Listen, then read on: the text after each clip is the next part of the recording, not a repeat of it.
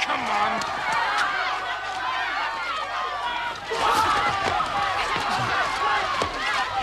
You vermin! Be off and Master Martin! See that, Hannah? Master Martin! Oh, Master Martin, you are strong. That's not all I can do. Now you take to your heels. Come on, Master Martin, back to the cart. 'Tis a good boy, Mistress Jackman. A proper Lacey. His name is Martin Fletcher, if you please. Martin! Come on, Martin. Come on.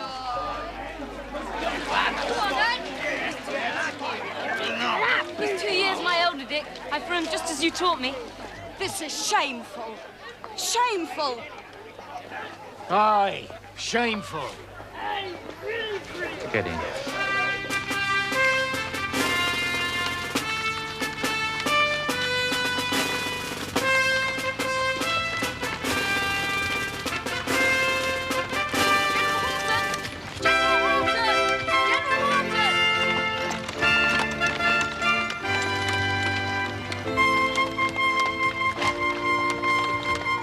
You mustn't shout at an officer on duty, Martin. He's my friend. Is he, Master Martin? He's a valiant soldier. Aye. And what's it to you he had my husband slain? Your Walter's been dead nigh on 2 years, Hannah. Don't be so hard on the boy. I will not have such conduct. I am sorry, Mother. Truly, it was only in sport. At 12 years old, you must fight with village ruffians. Mother, King Charles II... King Charles? Charles Stuart was but 12 when he went to the Battle of Edge Hill. I have told you of the sad war that divided our families, though what more you know, I often wonder. You had this war. What's happened since is all a giddy maypole dance to me. Madam, he kissed that Nellie Brown, he did, before my eyes. Mr. Cropper, this is what comes of you letting him run with Dick Skinner. Only that he might acquire the manlier skills. He has done that with a vengeance. I did but kiss her. You did but kiss her? What means your did but, my 12-year-old? My Mother, I know how to conduct myself towards the fair sex. Oh, General Horton has instructed me. General Horton? He calls that man his friend. My son, you may think yourself a man, but if you demean yourself once more, I shall have you over a trestle with your breeches down, and your beloved Dick Skinner will give you a thrashing you will never forget. Never. I shall try not to displease you, Mother. You had better. Can I take him and lock him in his room? Bread and water till this hour tomorrow. I'd flog him right away. Come, you. My duty to you, Mother. And to you, Mr. Cropper.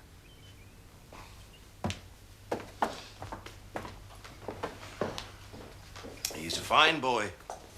But of an age to be curbed. My friend, go and rest. You look tired. Less so than you, mistress. I shall take a breath of fresh air. I can still enjoy a saunter. Will you accompany me, mistress? Thank you. As ever, you are my support. I could not contend with all of this if you had not risen from your sick bed for me. To work for Arnscott and for you, a mighty physic. Young Martin needs his father, mistress. His father has become a stranger. Mr. Fletcher's letters to the boy are somewhat stiff, as is his wont. But there is love in them, I can tell. For I love the boy myself. I know that, Nathaniel. And Sir Austin dotes upon the lad. It was a fine suit of clothes he sent last month. It is a pity he's kept in London, too. I have the boy, but no friends to talk to other than you, Nathaniel. They are all either dead or far away. Tom and Lucinda in exile, never a word. If only I had some news of them.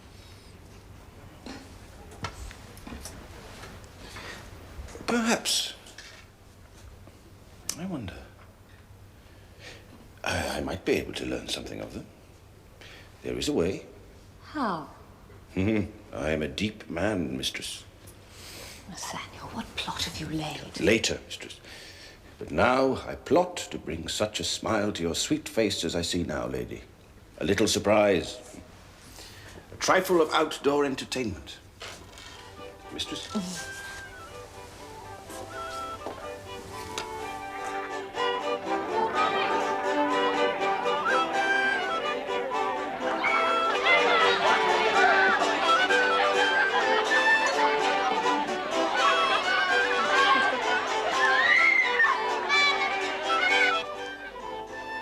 There.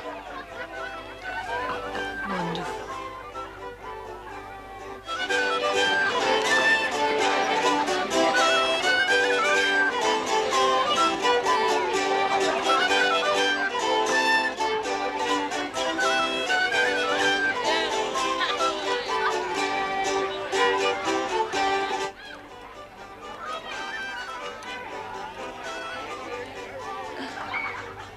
Ah, my physic is working. So this is where they come. Thank you, Nathaniel.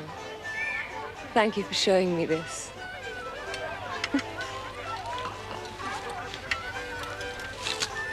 Good morning, Mr. Fletcher. I see you knew of this business. I knew nothing, General. Nay, sir, 'twas I did, and brought the lady. Time, I guess, to see you put a stop to it. Those are my orders. 'Tis not for me, sir, to question the military government your major generals have imposed, but to put down the harmless sport of the people is wrong. Nay, sir, 'tis madness. I agree. You agree? But 'tis an ordinance of the Major Generals. To stop singing and dancing and football and such, and to close the alehouses for lewdness and profanity to tend to sin and rebellion. A mighty rubbish which I opposed, and still do. You amaze me, sir. I have not stopped this, and I will not. The God that I worship does not frown on innocent merriment. And it is a dangerous mistake to forbid things which keep the people contented. I, too, am surprised. You've had little occasion to know me, madam. True. Not so my son. He's a goodly lad. I must thank you for your advice to him. Oh, a boy needs a word now and then from an older man. He has a father, sir. Mistress Fletcher, I did but... You meant well, I'm sure, but he has a mother, too. And needs none to act in loco parentis. I'm sorry, madam. Then let us say no more. You have heavy duties. You need not trouble yourself with my boy. Mr. Cropper?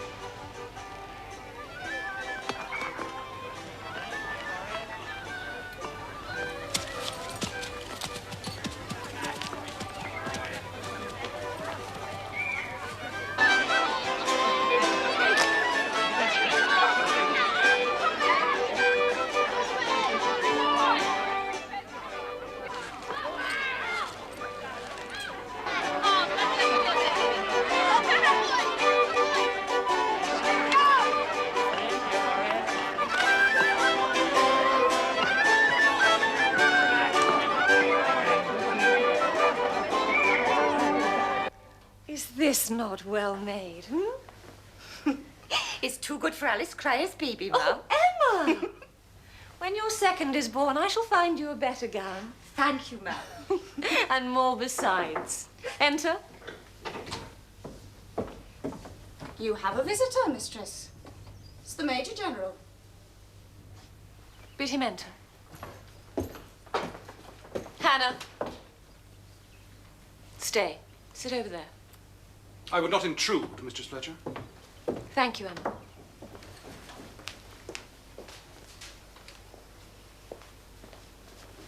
General, pray be seated.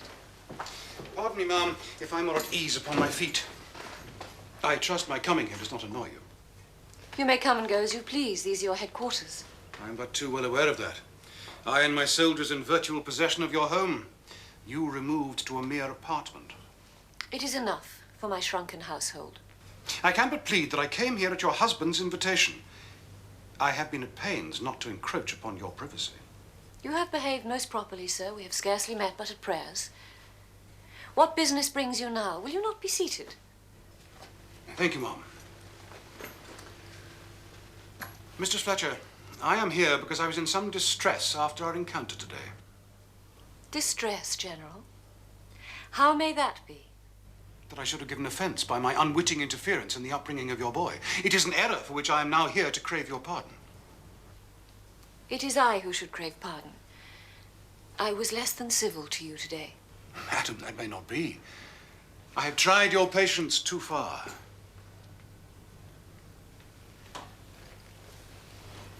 We are for the same cause. But sometimes I think of you as a Lacey. Your father and other loved ones slain in the opposing cause. My very presence here must be painful to you. No. It is the times which are painful. This castle is the prime seat and symbol of authority in my command. I am unable to leave it. Be easy, General. I make no complaint. Indeed, you show yourself more sensitive than I thought to my position. It is some consolation to hear you say that, ma'am. Thank you for hearing me. Permit me to withdraw. General Horton. Madam? You are too hard upon yourself. My brother fought for the king.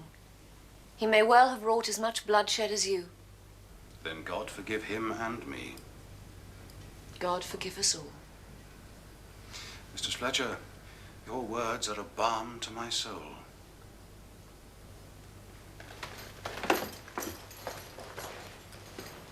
Forgive me. I am a solitary man, long separated from my wife and family. Rank and pride set me above my officers, not a friend among them. If I could but now and then pay a visit of courtesy upon you? It would not be proper. True. It would not be proper.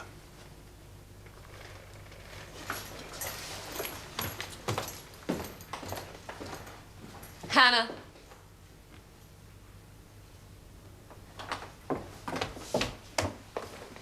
He would speak with you. That murderer. That will do, Hannah. You may go.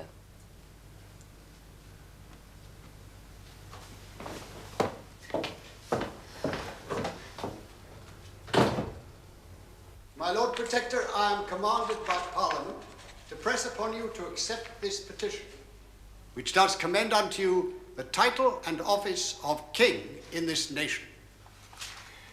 King, you say? After all that we have done and spoken, why doth this nation need a king, Mr. Speaker?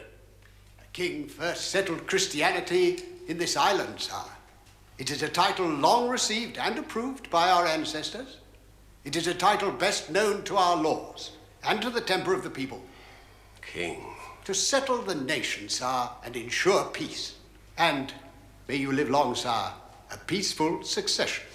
There are other provisions. Aye, my lord. It is the will of Parliament. Nay, I will study them after it. It is this grave proposal that concerns us. To bring back the kingship.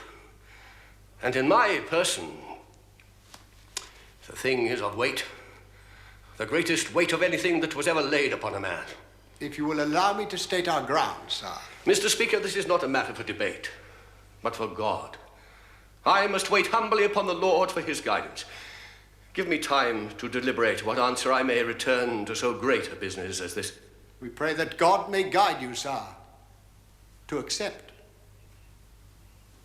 My Lord Protector.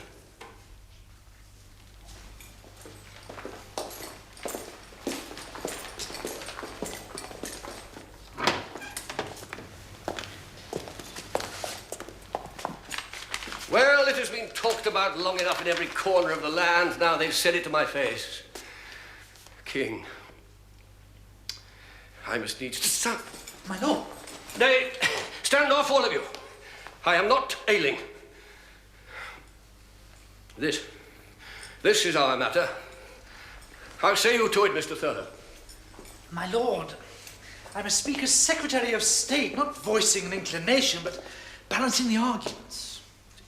On the one hand, the title is not in question, but the office, which is known to this people and to these laws. They know their duty to a king and his to them. Aye. And on the other hand? Well, in brief, this will push the army towards disaffection. The army? Aye, the army. Mr. Fletcher, how say you? I voted in the House that you be king. The vote? What was the vote? 123 in favour, my Lord Protector. 62 against. 62. Aye, 62 is a large enough number. I would know the mind of that 62. And I'll wager I know one who was amongst them. Does your father attend us yet, Mr. Fletcher? Oh, yes, my Lord, he is hard by. Then bring him in, man.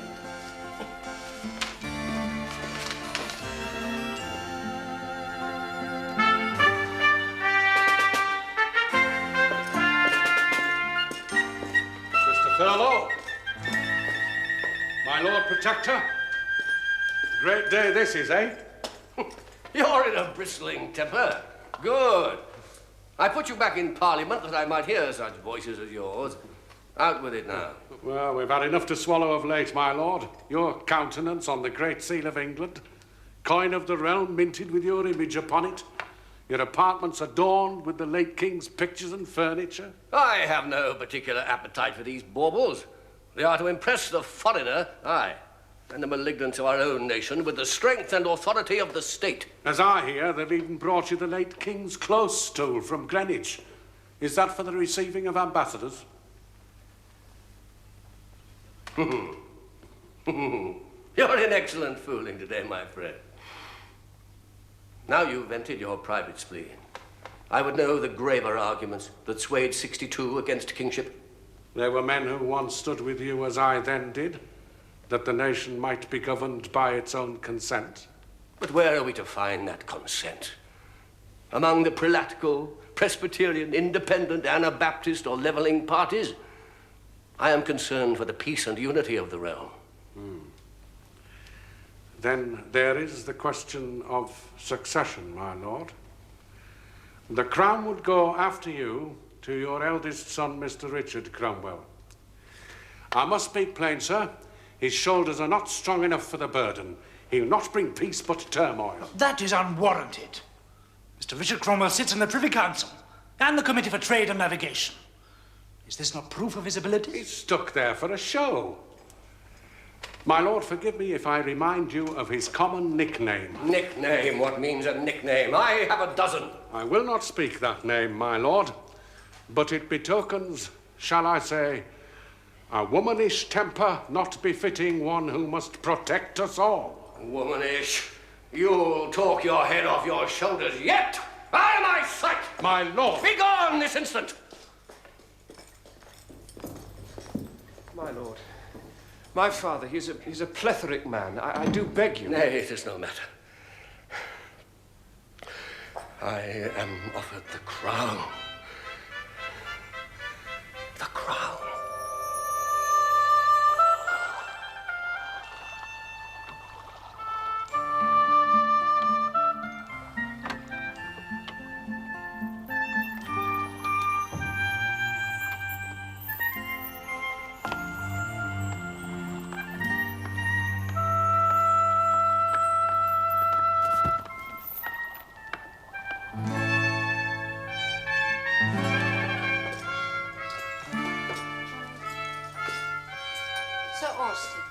Mr. Sneven, you were a soldier when last we met. Now I'm but a traveller. For intelligence. The more dangerous part, I'd hazard. I see you took the wherry. Do you think you were followed? I took a wherry to avoid it. But Mr. Thurlow has 1,000 eyes. No matter. I am a cat with 1,000 lives. Sir Austin Doucet. You signed your note, Tom's friend. It comes timely. The old steward at Arnscote has just writ to ask if I have news of Tom and Lucinda. I can only guess that they are well. I've been travelling for some months, the while our poor king and his court have been driven to move yet again and again. Cologne, now Brussels. I'm told it's Breda next. No matter. I can inquire of my family elsewhere. Now, madam, how can I serve you?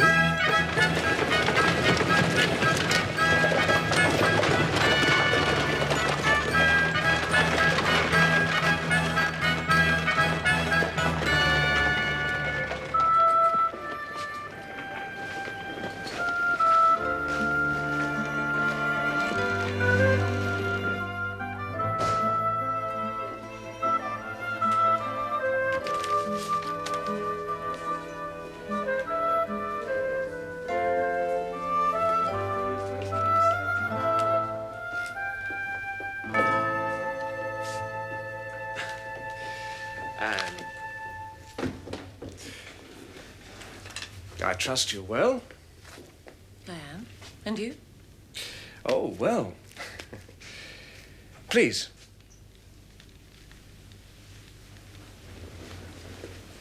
And, Martin, how is he? They grow so fast at his age. He is well. He sends his respect. You have had his latest letter. His respect. Oh, yes, I've had his prose exercise in dog Latin, corrected by Mr. Cropper. And Anscott? It improves. Skinner is diligent. Well, we'll talk of that anon. To be frank, I can ill be spared from home. Why did you summon me here so urgently? I want you here. Why? Your tone has changed. Has it? I'm sorry. I'm somewhat agitated. At what? Talk at Anscott. Talk? You had better know. I have received this letter from Preacher Lamb.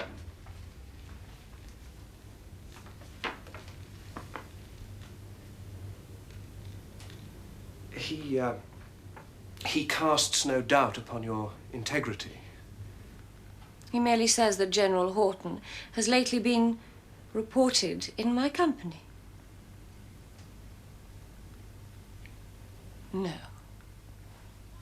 This is despicable. Why do you show me this nonsense? He simply observes that General Horton is a gentleman dwelling without his family within the same precincts as yourself. A case in which the proprieties must be observed beyond the letter.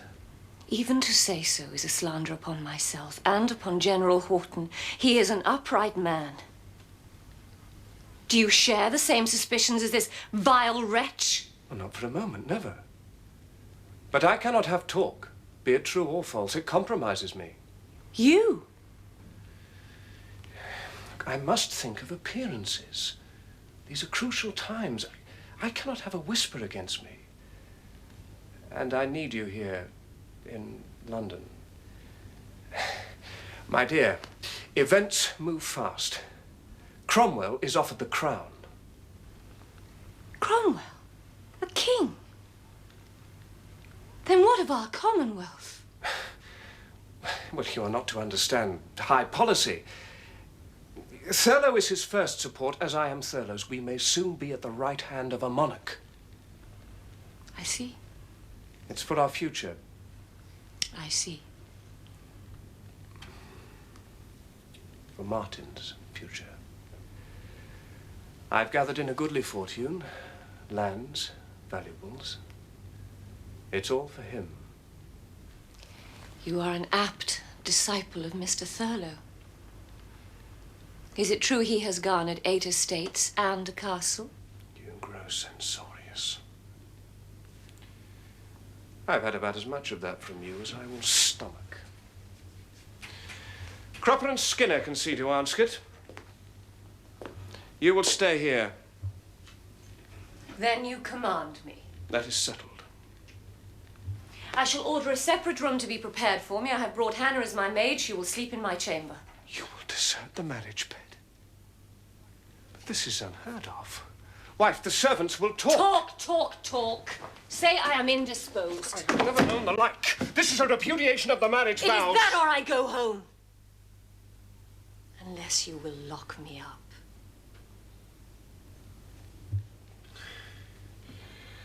Very well.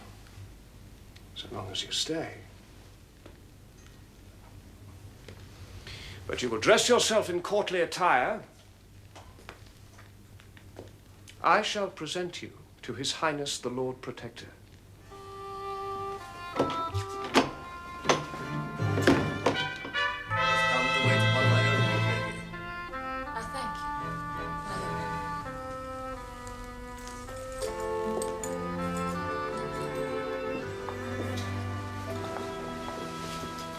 Thank you. There is business. I must remain.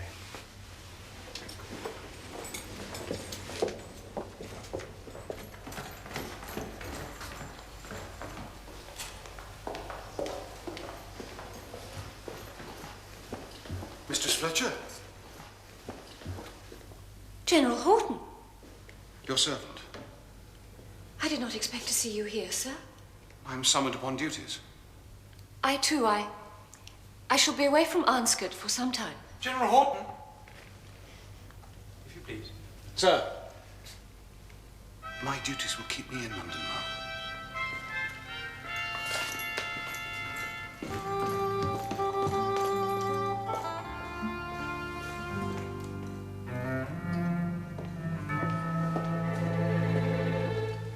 General Desborough informs me that you are deputed to speak for the entire body of the Major Generals. I am, my Lord Protector. Yes. He writes of himself as a rough fellow who could scatter my sly advisers with his sword, but cannot match them with his speech. My brother-in-law is indeed a straightforward man. He says that you have a subtle tongue. That we well know. I've always admired your ability to keep a silken glove over the mailed gauntlet. I am here with neither glove nor gauntlet, my lord. You come to speak of the proffered kingship. I shall speak of that matter, my lord, another time. I'm here upon a more pressing matter. There is report that you may accede to the Parliament's demand that the military government and the 11 major generalships be ended. So, let me hear the arguments. Sir, since the late uprisings, we've kept the peace of this nation for 2 years, establishing strong forces wherever needful. Thus rendering your further government unnecessary, sir. My lord, will you end our government at the word of an ungrateful parliament of merchants and lawyers? And throw aside soldiers who fought for you from Edgehill to Worcester? My lord, I beg you speak. General, it ill becomes you to complain of Parliament. Was not this Parliament of your own choosing? Did not the generals admit whom they pleased and keep out whom they pleased? If your own safe men now call to end your rule, what think you the nation must say? The decree is already prepared. Bring it.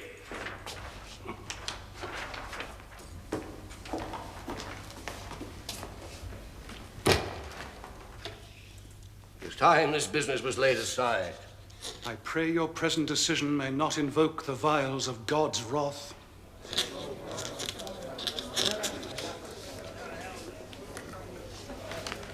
You may leave us.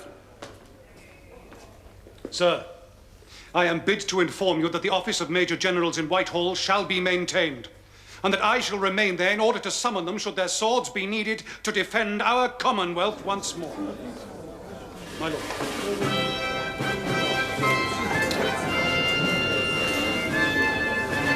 Can we prevail against such a threat, my lord? We may employ one threat against another. God will be my guide. Oh, yes. Yes, I have it. Sir Thomas Lacey. Well, he appears in good health. He's something less fond of the bottle than formerly. He's employed in the training of the King's Regiment of Guards. And Lucinda, his sister?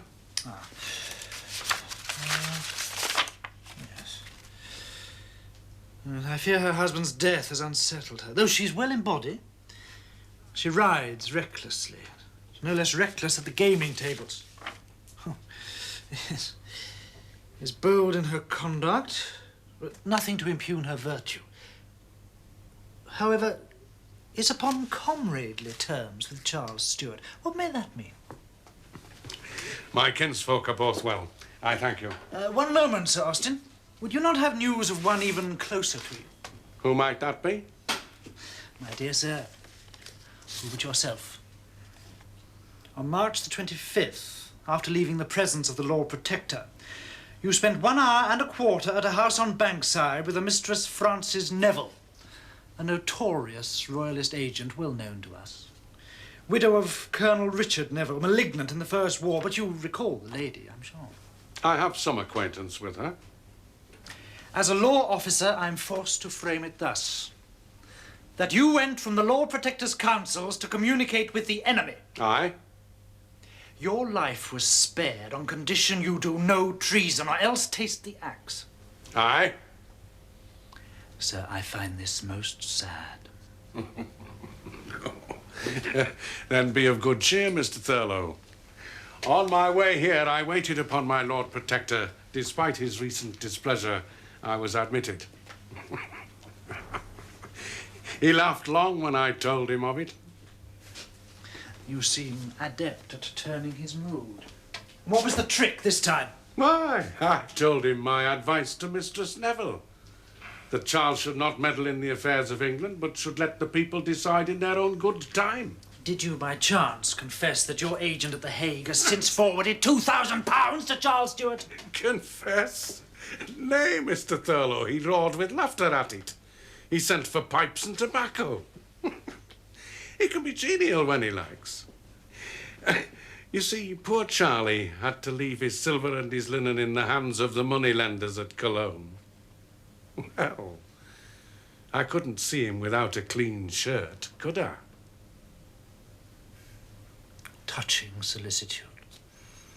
You would, of course, be able to prove all this. You have my word upon it? My dear sir, that has no weight in law. If, say, documents were produced to give you the lie, it would be guilty, without doubt, alas, and the sentence of death. Such documents to be manufactured not far from where I'm sitting. Oh, my dear sir, what are you saying? I say good day, Mr. Thurlow. I must put my trust in God and in the judgment of Noel Cromwell. Good day.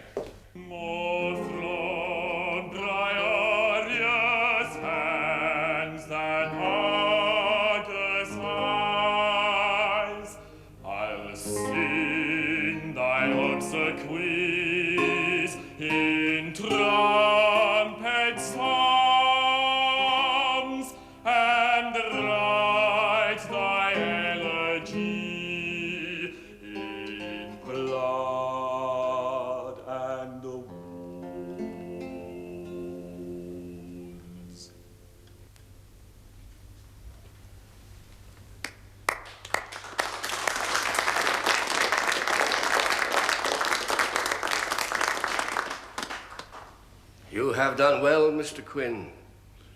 I shall not forget you.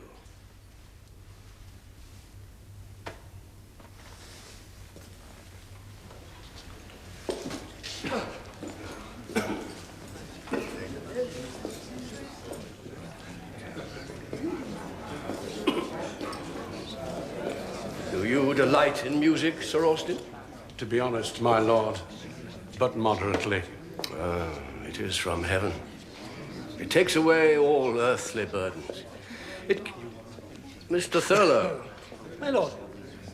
I commend your vigilance on my behalf, but as to the matter of which we all know, Sir Austin is a merchant who has prospered honorably for a lifetime, and I take such a man's word to be his bond. I would have accord between you.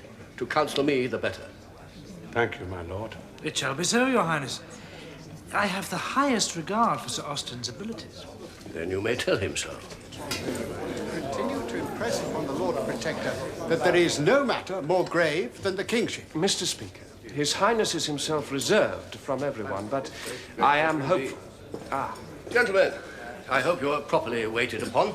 My Lord Protector, it is the House of Commons which waits upon your reply to our humble and urgent plea. We must wait patiently upon the Lord for the issue of things. I seek his light and guidance. Give me but time to resolve mine own doubts and fears and scruples, and I shall be very ready to discharge what is expected of me. When may that be, Your Highness? You shall have my answer tomorrow. Tomorrow. John.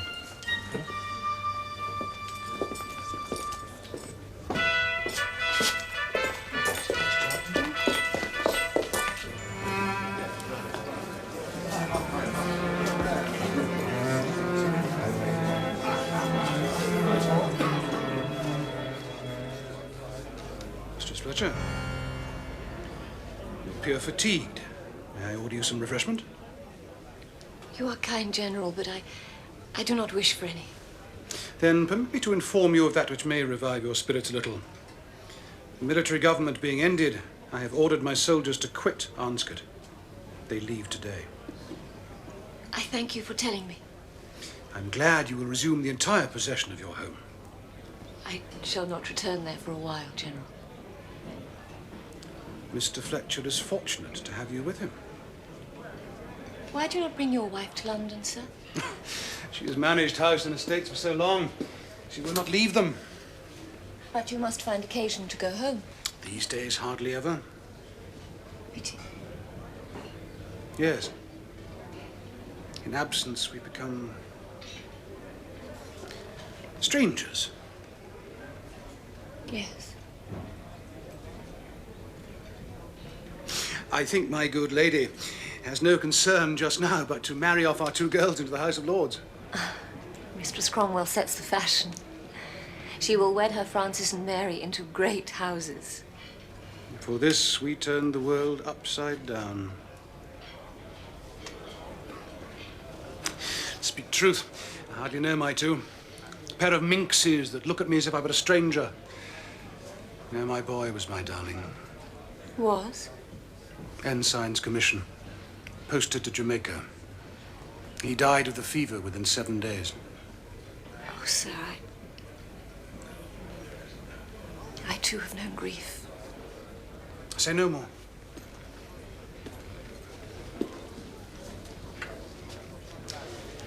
Your voice comforts. This entertainment was meant to cheer us. Let us find a happier topic. I cannot. Mistress Fletcher, I mean nothing beyond what is proper. But after so long with the wall between us, I find that I can speak with you. You are one with whom to speak eases the heart. That is your own wife's place, sir. I cannot talk with her. I never could except of trivial things. We were married by our parents when young. Oh, she is good, honest, diligent and devoted, but she knows me not. Nor in absence do I think of her. You must. I do not think this is right for casual talk. For me, this is not casual talk. It is close in here. I must have some fresh air. Pray excuse me.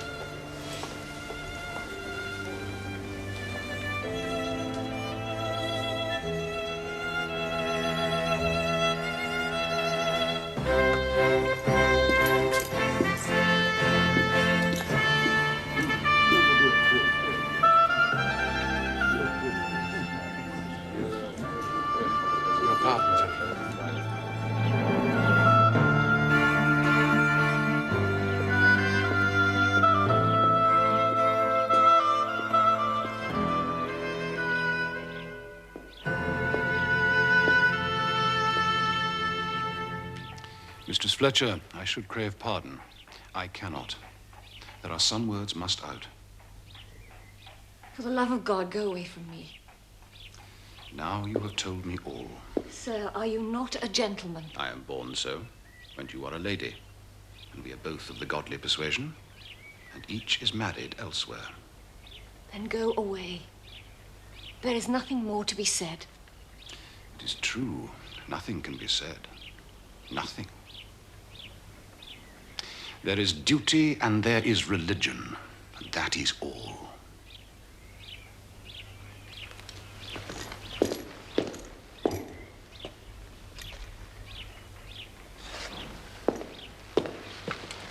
It is not all.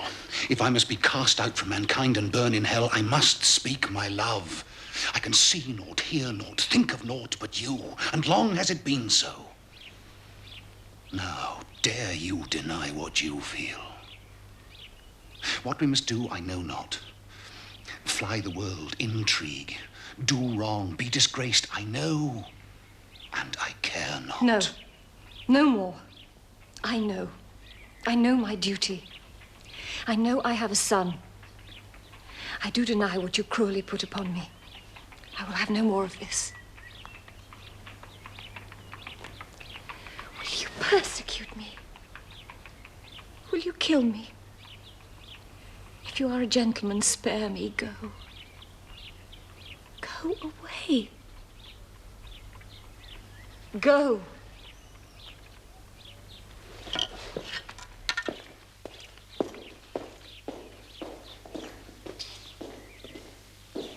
Daughter?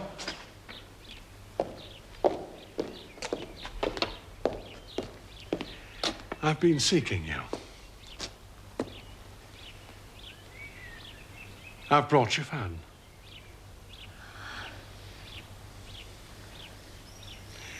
Sit down a moment. Rest you. Anne, my dear, let an old man say only this. I love you. I love my dear grandson. I can't help loving my own weak son, God help him. Everything I have is for you, for young Martin. I want to see you a family again, the boy sharing of love with his parents. Shh! No words, dear girl. I'm taking you and Anna home. He will be here. When, sir? We have attended very long. You will have his answer today. Mr. Thurlow, we are in a state of great anxiety. You know his mind. Can you not give us an inkling? An inkling? I know the measure of his mind no more than you, sir. I'm a servant of the state. Be hopeful, Sir Thomas. You heard his lordship yesterday. He said he would do what was expected of him. Yes. Now, think you on that? Yes, yes. Why does he not come?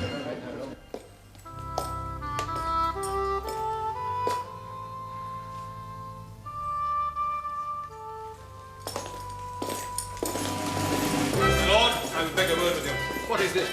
I am late already. I will see you after. I am sent by the Major Generals, my lord, and must give their message now. After is never, my lord. Come.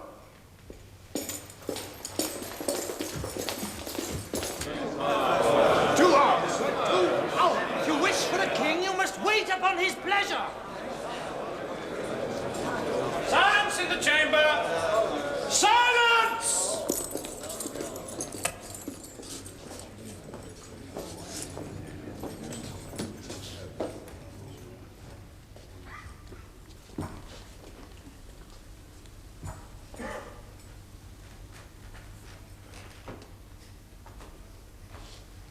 Mr. Speaker? My Lord Protector, may it please you to give us your answer. Do you now take upon your head the crown of this realm? I cannot undertake the government with the title of king. I say I am persuaded to return this answer to you, that I cannot undertake this government with that title of king, and that's my answer to this weighty matter. What can have changed his purpose? Look, you. Generals have changed his purpose, if it ever was. My Lord Protector! Mr. Thurlow, I will have all these people withdraw. My Lord Protector, I speak for the House of Commons. You must hear me. Withdraw! Lord Protector commands you! Let's go, Commander! Escort! Clear! Sword! Escort! Form the line! March! March! Escort! 2 paces forward! March!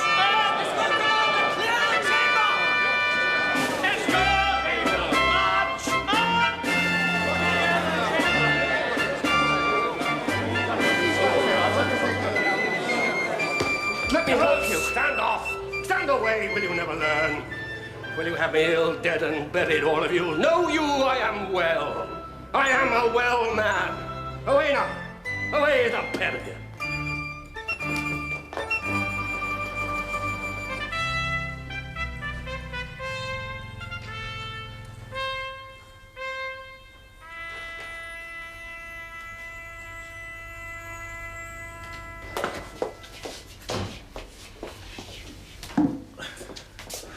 Good evening, sir. Dinner smells good, sir? Where are you taking that? We are to leave them downstairs, sir. Go and eat your dinner. Yes, sir.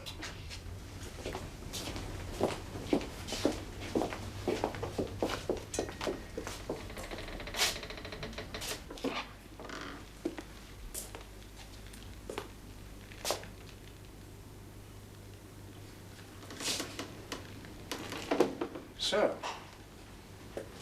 your chest packed. I surely did not mean to flee without a word to me. I was waiting to ask your leave. But you have not waited upon the granting of it. Forgive me, it is upon me like a storm. Like a storm? Aye. I come home and find this. What is the cause of it? I cannot say. I think it has been some time growing. John, I have played the courtier's wife for you. Cromwell is not to be king. It cannot matter so much now. I must go home. Do not ask me why. I cannot endure this city one day more. This is an irony. I came to talk to you. What is there to talk of? I hardly know myself. I've had thoughts. How we were young once. Loving, full of hope. Time has proved a cruel teacher. Can we not yet find hope? A little. Just for ourselves. For ourselves and for our boy. It is too late. Is it ever too late? John, I have left your bed. We are no more one flesh. It is too late. I must go to Anscombe. I must go to the boy. Stay, and I will bring him to London. No. We said never to that. To take him from those who love him, to strange teachers, strange servants, and an unhealthy city. And you as busy as ever, we said never to that.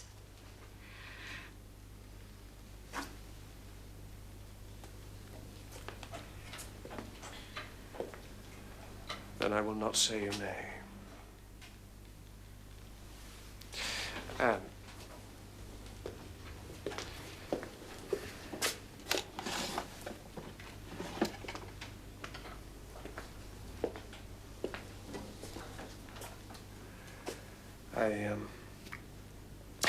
I bought this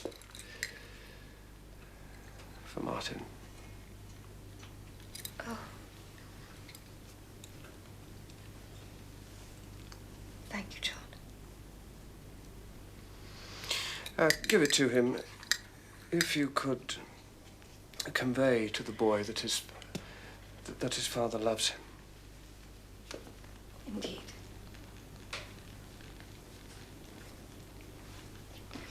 I shall see you once more. I have more to make ready. Pray you excuse me. The soldiers are gone. I'm sorry. You will no longer have the company of General Horton.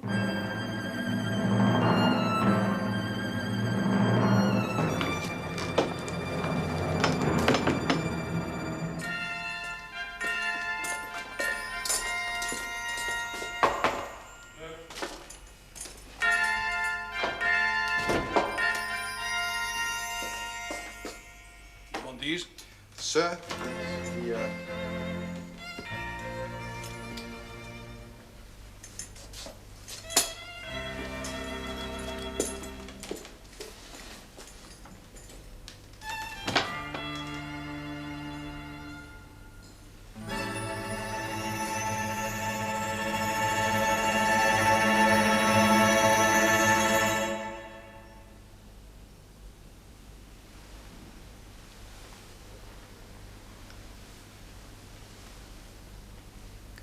All those times you looked at me, I knew you lusted after me. It was not mere lust. You thought I did not know. Sometimes you did not see me at all. I saw a man. I came to see a man. A true man.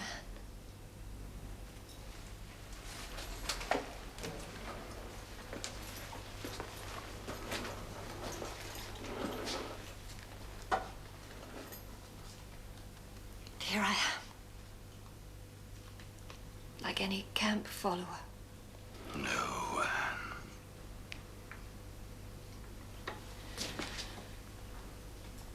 Lust is a cardinal sin. The sin is in the thought. The act is but the consequence. Oh, Anne. My Anne. Sin is escape from bondage.